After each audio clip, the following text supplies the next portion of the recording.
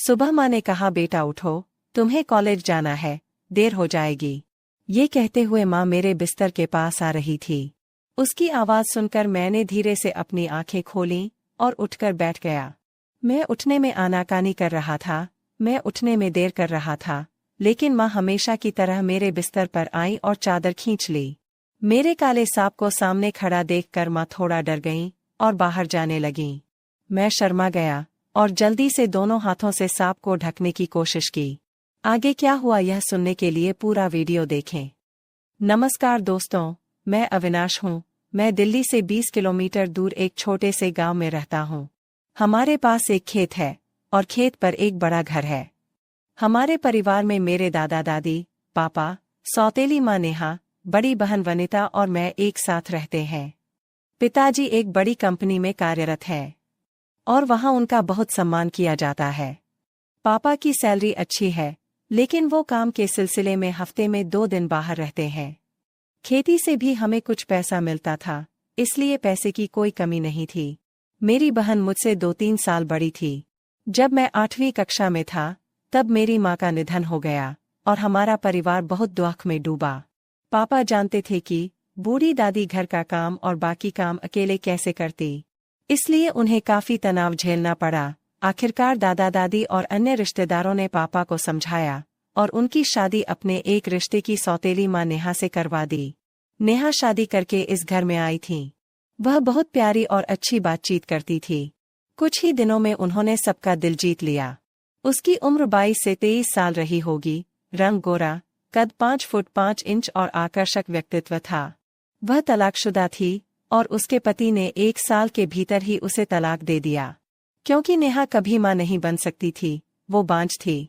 जब इस बात का पता चला तो हर जगह उसकी चर्चा होने लगी और कोई भी उससे शादी करने को तैयार नहीं था। पिताजी को उससे शादी करने की जरूरत नहीं थी, लेकिन दादा दादी को घर और हमारी देखभाल के लिए एक बहू की जरूरत थी। नेहा उस जरूरत को पूरा कर रही थी। नेहा सबके साथ सहजता से और मुस्कुरा कर रहती थी। उन्होंने कभी हमारे साथ सौतेला व्यवहार नहीं किया। वह अपने दादा दादी की भी अच्छी देखभाल करती थी। कुछ ही दिनों में उसने हम सबके दिलों में खास जगह बना ली और हमसे प्यार करने लगी। विशेषकर मेरी बहन नीता और मुझे उससे बहुत प्यार और अपनापन मिला। समय के साथ सौतेली माँ नेहा मुझे बहुत करीब और स्नेही महसूस हुई। नेहा के बिना मेरा कुछ नहीं हो सकता था। जैसे जैसे दिन बीतते गए, मेरी सौतेली माँ के साथ मेरा रिश्ता मजबूत होता गया। हमारी दोस्ती बहुत गहरी थी। वो मुझसे मुस्कुरा कर बात करती थी। हम खूब मस्ती करते थे। कभी मैं उसे प्यार से गले लगाता तो कभी वो मुझे प्यार से गोद में उठाकर लाड़ करती।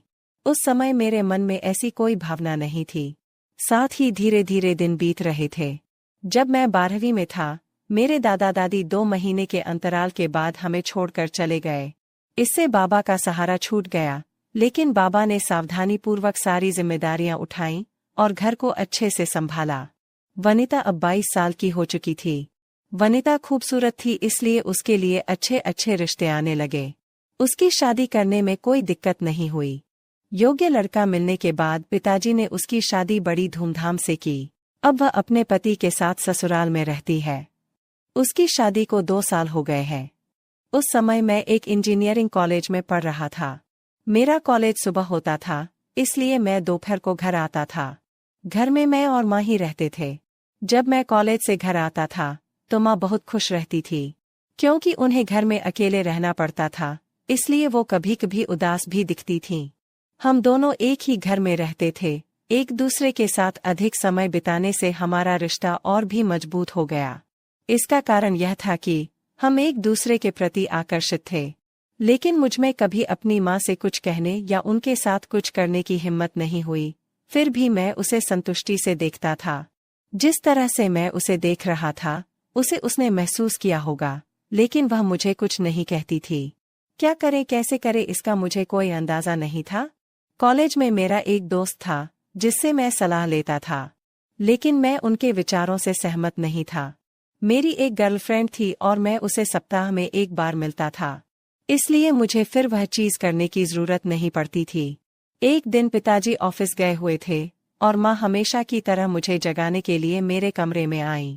सोते समय मैंने केवल कच्छा पहना हुआ था और मैंने ऊपर चादर ओढ़ ली थी। माँ ने मुस्कुराते हुए कहा, बेटा उठो, देर हो जाएगी, तुम्हें कॉलेज जाना है। वह मेरे बिस्तर के पास आ रही थी। उसकी बात सुनकर मैंने धीरे से अपनी आंखें खोली और उठकर बैठ गया। मैं उठने के लिए राजी नहीं था, लेकिन माँ ने आते ही चादर खींच ली। मैं उठ गया।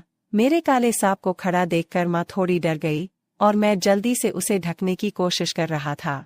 माँ ने हमेशा की तरह हंसते हुए कहा, बेटा, इस उम्र में यह सामान्य बात है, इसमें शर्मिंदा होने की कोई बात नहीं है। माँ मुस्कुराई और बोली, अब तुम बड़े हो गए हो, चलो उठो, नहा लो। मैं तब तक चाय और नाश्ता तैयार करती हूँ। फिर मैं उठकर बाथरूम में गया और नहाकर तैयार हुआ और डाइनिंग टेबल के पास बैठ गया। माँ चाय और नाश्ता लेकर आई और मेरे सामने बैठकर मुझे देखने लगी। उसने झुककर नाश्ते की प्लेट मेरे सामने सरका दी और बोली, अब नाश्ता शुरू करो। माँ अच्छी तरह जानती थी कि मैं क्या सोच रहा हूँ। वह जानबूझकर एक हाथ टेबल पर रखकर झुक रही थी और नाश्ता कर रही थी। मैं नाश्ता कर रहा था, लेकिन मेरी नज़र वहीं रुकी हुई थी।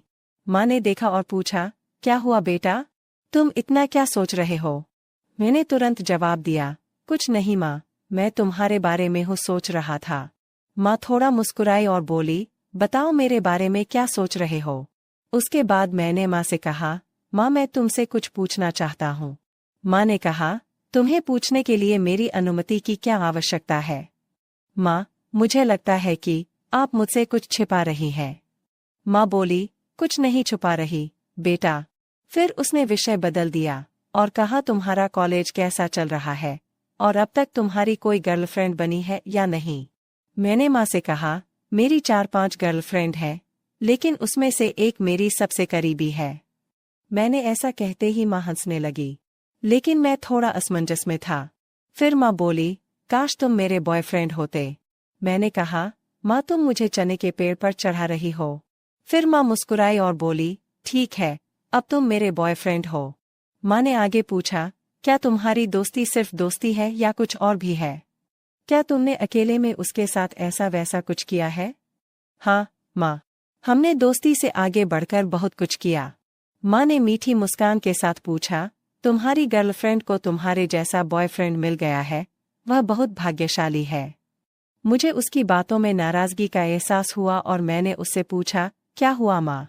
माँ ने कुछ देर सोचने के बाद कहा, कुछ नहीं बेटा, तुम्हें कॉलेज के लिए देर हो जाएगी, चले जाओ, मैं कुछ देर शांति से बैठना चाहती हूँ। मैं उठकर कॉलेज के लिए निकल गया। कॉलेज जाने से पहले माँ ने मुझे गले लगा लिया और कहा, अब तुम जाओ, बहुत देर हो चुकी है। उसके आलिंगन में एक अलग ही एहसास था। तभी माँ की नज़र नीचे मेरे सांप पर गई। उसे देखकर माँ शर्मा गईं और उनका चेहरा लाल हो गया। मैंने उसे प्यार से देखा और अलविदा कहा। तब मैं कॉलेज के लिए निकल गया। माँ की बातों को, उनकी भावनाओं को समझना, उनके विचारों को जानना बहुत ज़रूरी है। कुछ दिनों बाद हमारा रिश्ता दोस्ती से आगे बढ़ गया और मैंने वह सब उसके साथ किया। दोस्तों, अगर आपको हमारी कहानी पसंद आए तो हमारे चैनल को सब्सक्राइब करें और आपको कहानी कैसी लगी मुझे कमेंट में अवश्य बताएं।